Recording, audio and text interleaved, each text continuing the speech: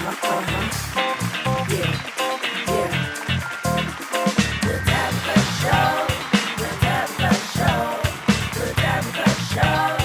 The Tabitha Show. The Tabitha Show. The Tabitha Show. The Tabitha Show.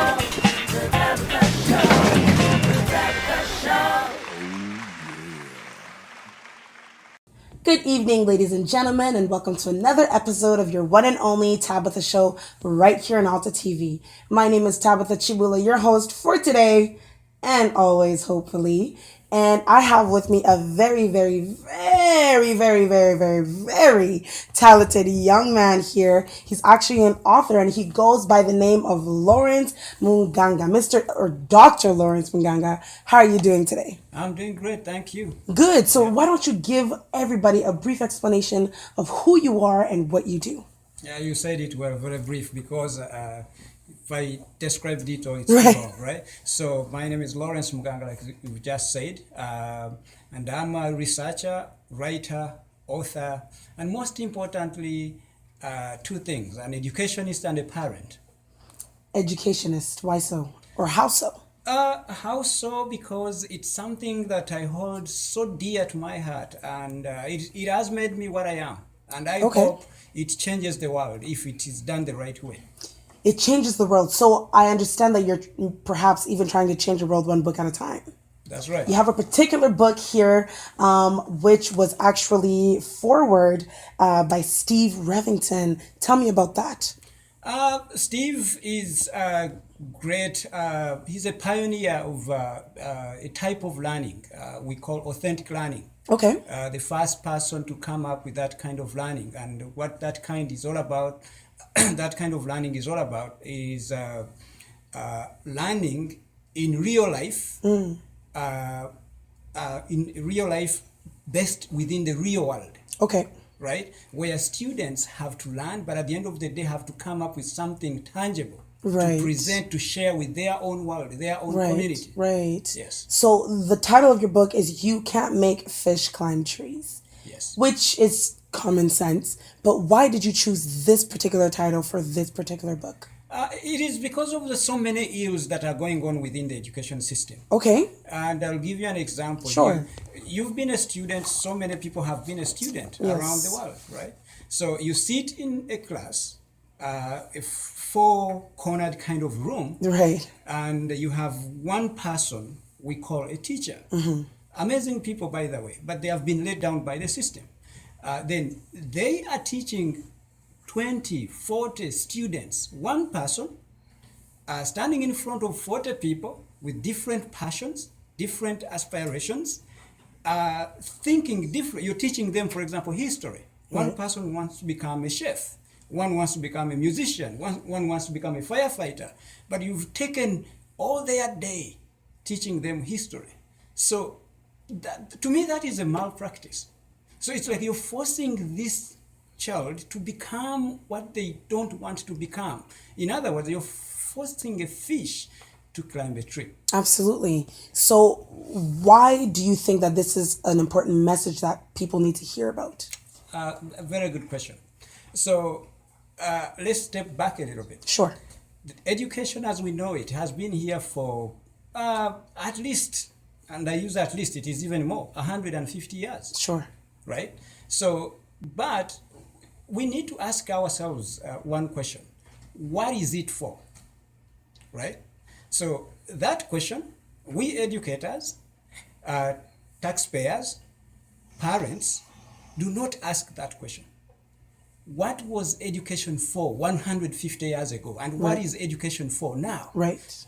Education was initially modeled to train a child to sit still, become obedient, and end up in the factory as a Right. factory worker.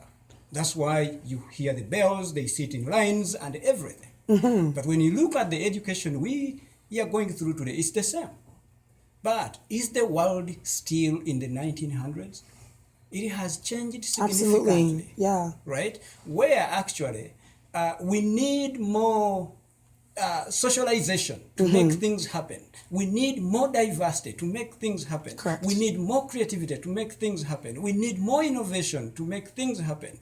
So not that the homogeneous way of thinking that was in the old model teacher-centered education system. So, correct me if I'm wrong. From what I'm understanding is that how teaching was back then is no longer relevant today. That's very true. So then we need to erase what happened then and or create brand new methods today, or what? Explain that to me. I have an opinion. Absolutely. And that opinion is premised in this book. Yes. Where I think that education doesn't have to live in the confine of a certain classroom. Okay. Students it should open up to go and happen in the community where these students live. Right. They start making meaning of what they're learning. Okay. Such that if I want to be a writer, a journalist, a person who wants to work on a TV show, right? Why would I learn that in a classroom? Why not come and get a mentor in form of Tabitha, who is doing it on a daily basis, right, and learn from this person the technical know-how? Right. Then, after 4 years of my school, it means that actually you don't have to ask me if I have experience, because I've been living this life. I've been doing it. Right. Contrary to what is happening right now, you teach this person what they need to learn as actually like a TV show host. Sure. Right? And then when they have to come to real life, they have to grapple with actually what real life means to them. Yes. And then employers have to tell them that, you know what, you don't have the required experience that we need. So now think of a parent who spent all their money to send this child to school. And they don't qualify. And they don't qualify. Right. So that is a malpractice that we need to change. And how can we change that? Through the way educators are handling this important thing called education. So now when you speak of this particular thing called education, at what level or what grade do you think that there should be more diversity? Because a child that's in grade 2, what they teach in grade 2, I think is necessary. Your ABCs, which you'll need anyway for whatever it is that you do. So at what level do you think that, well, they don't need to learn, for example, history anymore, or they don't need to learn math anymore, they can now start learning whatever it is that they're planning on doing? Right. What level do you think that would be? In my situation, I write about post-secondary education. That is college, university, and above. But the kind of method I am talking about in this book does not necessarily confine itself in universities or colleges. It can go down to kindergarten. For example, I'll give you one example of one teacher, amazing teacher I met in Finland, how they were teaching these the grade 1 students how to add and subtract. So they went and brought in a basketball expert, like a player, professional player. And they went to the basketball field and then brought these kids to the court and then grouped them into 4 groups. Then they started like throwing in, like scoring, right? Right. So they said, okay, they score. One scores like 7. And then the one team, so the other team scores 4. So then they ask them, how much do you have to catch up if you have 4? Right. And then these guys say 3. So in the process, they were in learning, an organic way, they're learning how to subtract 4 from 7. Right. And then you have your answer 3. So that is authentic learning happening. In real life, in the community. Yes. And with the person who actually does it on a daily basis. Okay, so it's more of post-secondary, so after high school. So anything from K to 12 is pretty much necessary. It is very necessary. Okay, yes. Sounds good. So actually, in your book here, if you allow me, I'm just going to read the first paragraph of story number 2, which is actually a personal story. Right. So in this book, it says, I was born, raised, and educated in Uganda, where my parents fled from the ethnic violence in Rwanda in 1959. As members of the Tutsi population, my parents felt oppressed in Rwanda, yet were accepted by the government of Uganda. Many Rwandan refugees lived in Uganda, and their children were accorded the opportunity to study in Uganda regardless of the quality of education. When I was growing up, many children struggled to complete primary school, and the vast majority of students failed to complete secondary school. Like many other children of Rwandan origin whose parents had sought refuge and lived in Uganda since 1950s, my first experience of school was a refugee student. The conditions were difficult. So just let's flash back to this moment. Tell me about it. It was one of those horrible moments that most of the time, not so good to remember, but good to remember to share, Okay.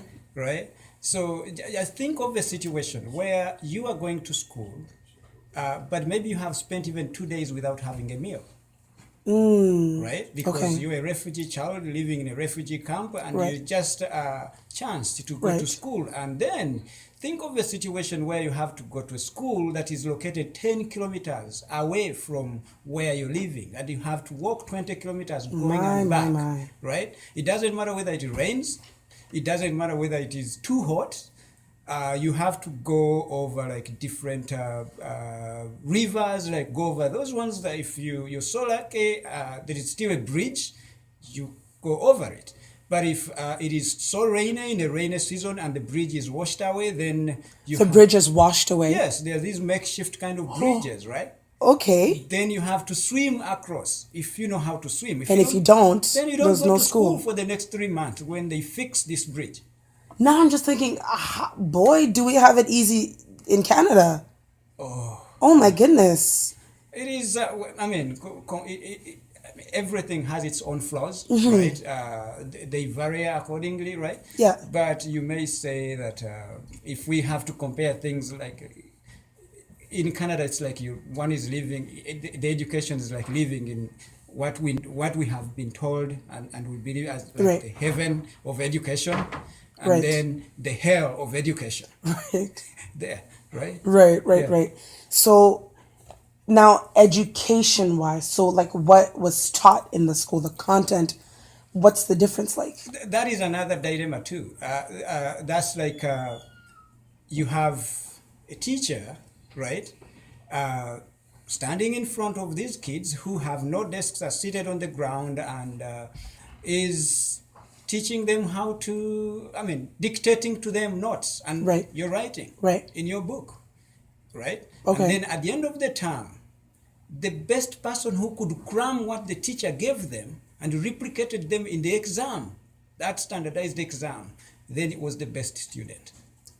So nothing like learning, but it's a matter of like give me what you can give me, I swallow it, and then I keep it in myself perfectly well, and I bring it back to Right. you, and then give me the best grade you can.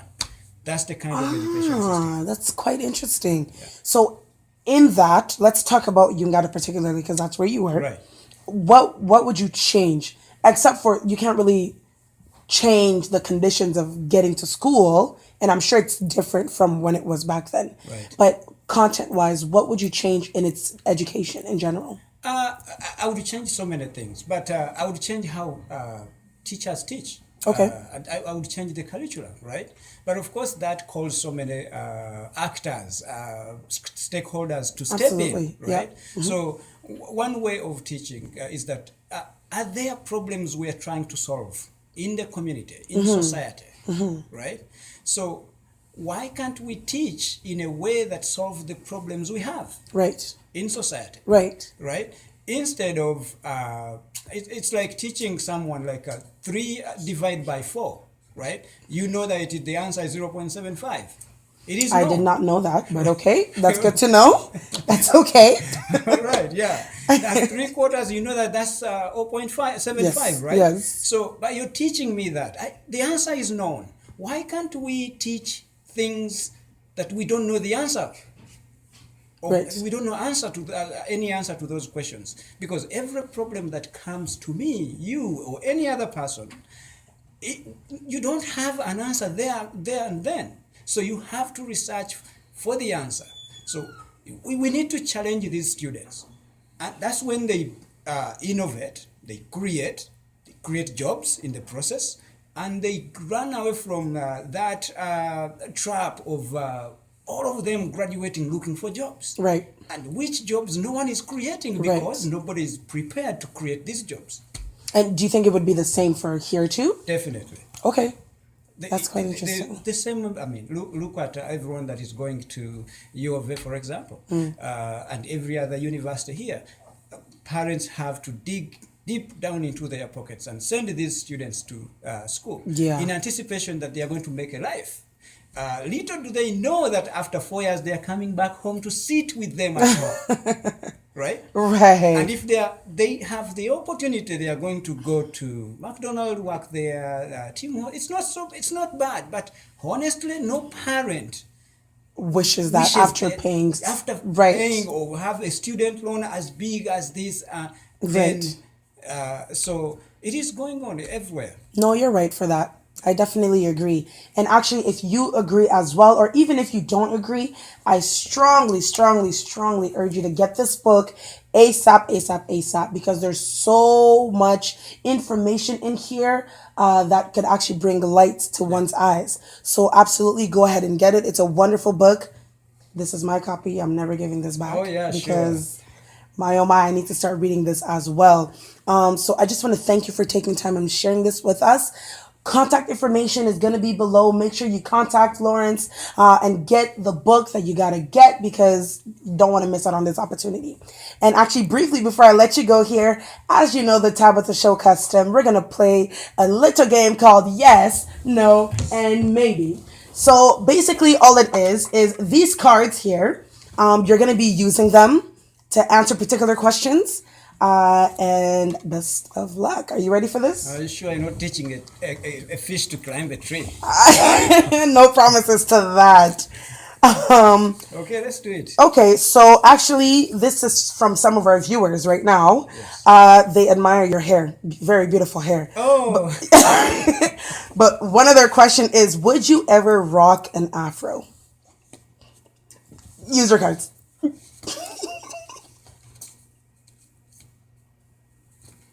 No? Oh my goodness. Why not? I think it depends on how I was. I grew up, right? Okay. How my dad really raised me, right? He molded me in such a way that this is how you need to see yourself. Okay. And in honoring him and his parenting, right? Yes, that's why. Okay. Yes. Okay. And that's okay. That's fine. Would you ever challenge Michael Jordan to a one-on-one? Is that not your water to swim in? Exactly. That's when you really don't want to swim in that type of water, right? Okay. You may drown. You may drown. Yes. So are you a risky type of person, or? I am. You are? Yes. So would you ever go skydiving? Yes. You would? Oh my goodness. Sure. So I think we need to plan a trip, and because I'm down to go skydiving, so yes. we can definitely do that. And do you know what the Nene dance is?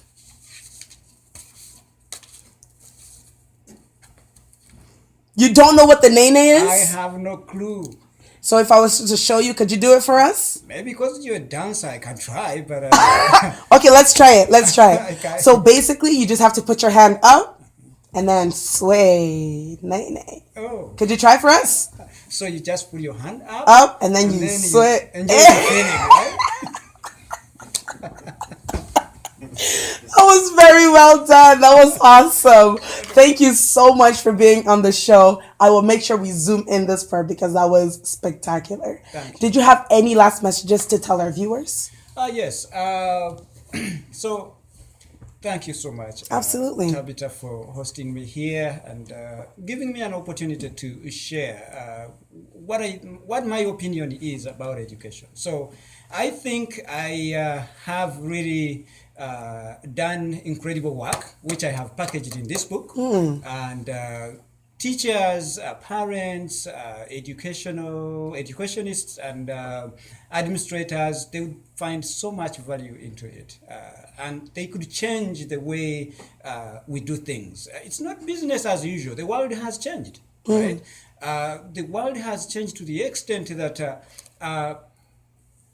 the students today and the students of that time, they're incomparable. You can't compare. You can't compare us. If I remember I was in high school sometime in 90. That's when I finished high school, 1998, right? And learning how to even use a computer.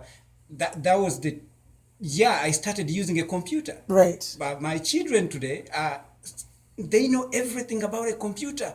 So when you look at a teacher who stands in front of students to teach them what they can research, there is no better teacher in the world who is better than Google. Google has everything. Yeah. So your role as a teacher is to become a facilitator, facilitate this student to sift through this information, get the right information. Otherwise, the best teacher is out there. The information is there. But the key thing is to guide this student into choosing the right information and apply it to their real life learning, not artificial learning that no longer helps them to become to bring out the real person that is really housed in this body. Sure. Otherwise, the education system we have, most of it is leaving the real Tabitha, the real student within themselves. Absolutely. This book does a great job to really show that. I agree. Make sure you get your hands on that book ASAP. And thank you so much for taking the time and sharing the amazing talent that's going on in your mind that you wrote and that we will definitely read. And thank you all for tuning in with the Tabitha Show. Don't go anywhere. We will be right back. We'll see you and good night. Thank you.